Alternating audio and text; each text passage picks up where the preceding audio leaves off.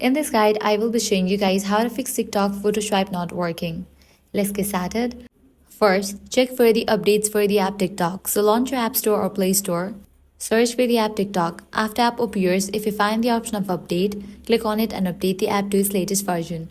Then you can launch the TikTok app, navigate to profile page, click on three bars and go to settings and privacy. Now from here, navigate to the option free up space. Click on clear for cache as well as downloads and restart to TikTok. With these, your problem might be resolved.